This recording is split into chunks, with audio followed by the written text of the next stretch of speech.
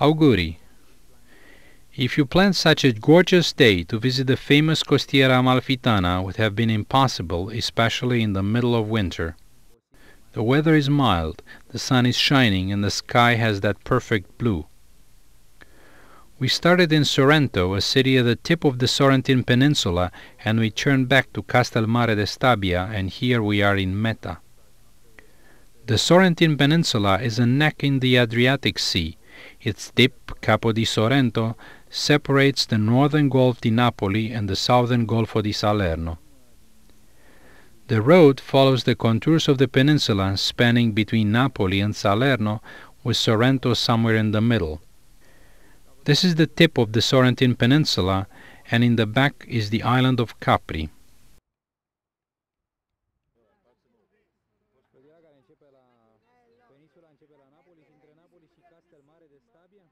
The road becomes interesting in the town of Meta, before that towards Napoli being an industrial area.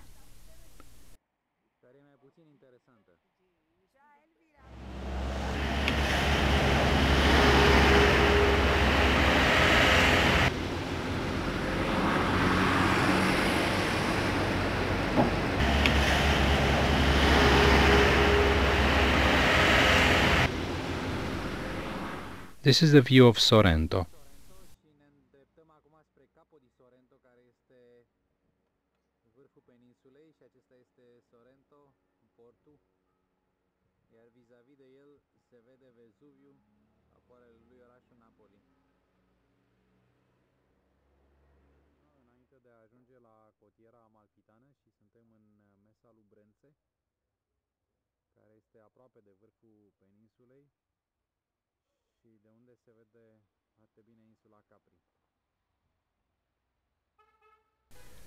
Close to Capo di Sorrento is the small town of Mesa Lubrese, the furthest village into the sea.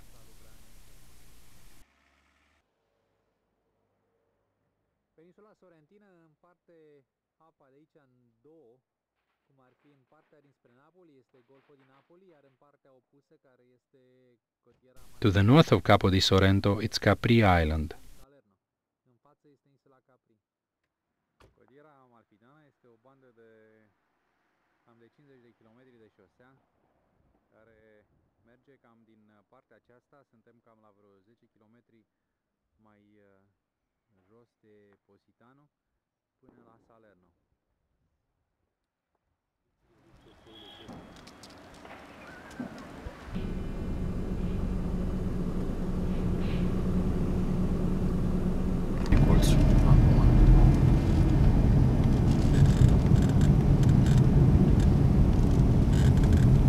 Costiera Amalfitana, a 50-kilometer road cut in the mountain and hanging over the sea, is one of the most beautiful in Europe, starting at about 10 kilometers before Positano and going all the way to Salerno. It seems that this 50-kilometer strip of road is completely jammed in the summer, visitors stopping constantly, overcrowding the parking spots to take pictures.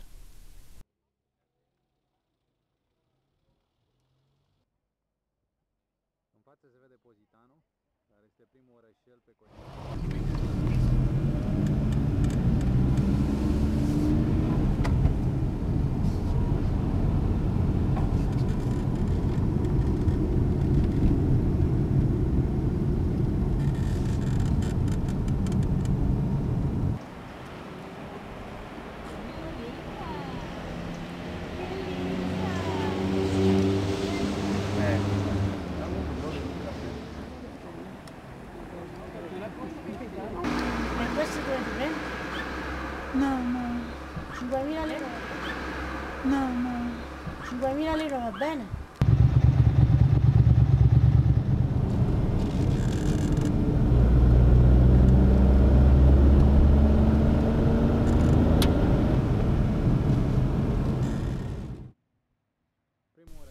In front it's Positano, the first major town on the Costiera. Positano has the Moorish aspect with its white houses hanging on the slopes overlooking the sea.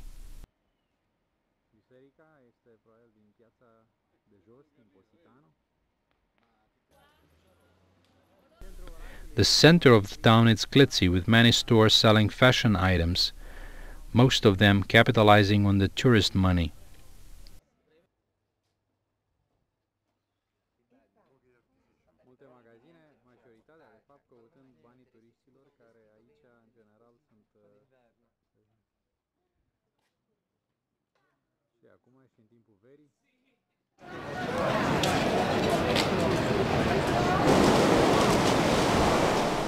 We climb down the steps, reaching the beach from where you can see the panorama of the entire town.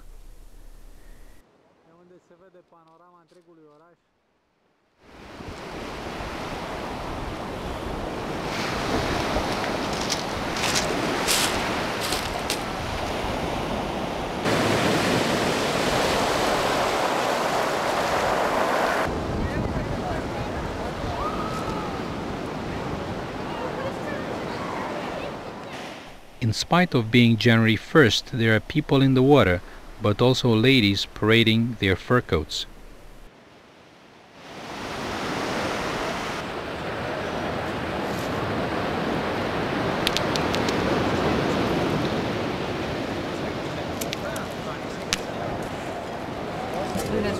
Tutto. Questo era veramente un bravo ragazzo.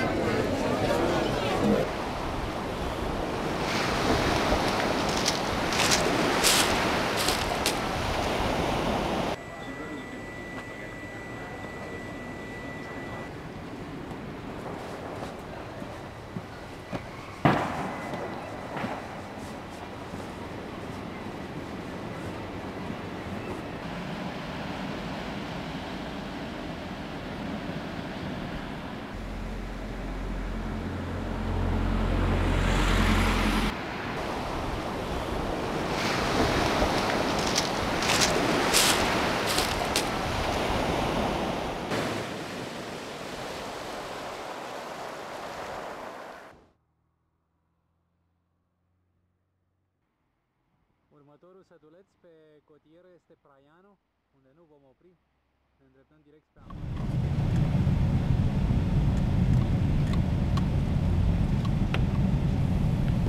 We left Positano and the road continues further to Amalfi through tunnels dug inside the mountain.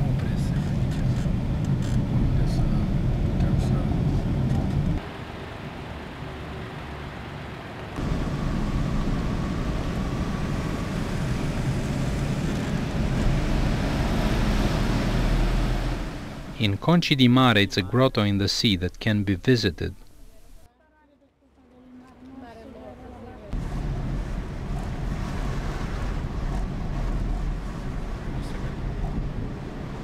Amalfi is the largest town on the Costiera.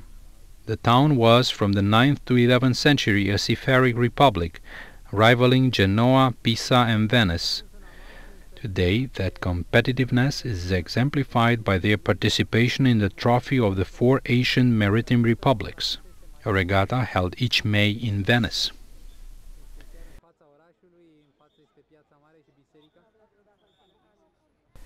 Near the waterfront is the Piazza del Duomo and the 9th century Cathedral of San Andreas, whose remains are said to be buried in the crypt.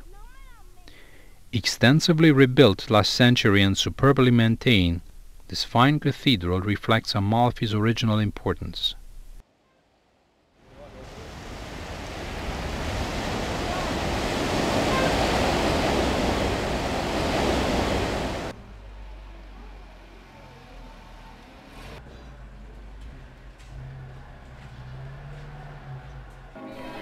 The central square of the picturesque town of Ravello, situated at 2 kilometers off Amalfi, has in its middle the Romanesque cathedral built in the 10th century.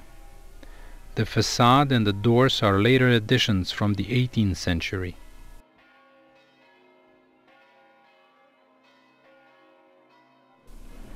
Inside is a beautifully ornate pulpit dating from the 13th century, the work of Niccolò de Foggia, and a small ambo dated from 1130. The 6 columns, nicely shaped, are seated on 6 lions.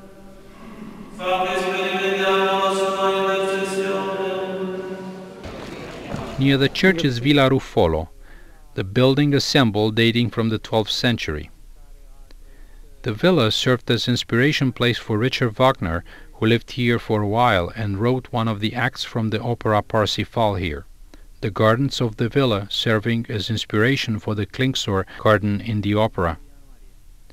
The villa has an interesting collection from its last owner, Francis Neville Reed, in the 19th century.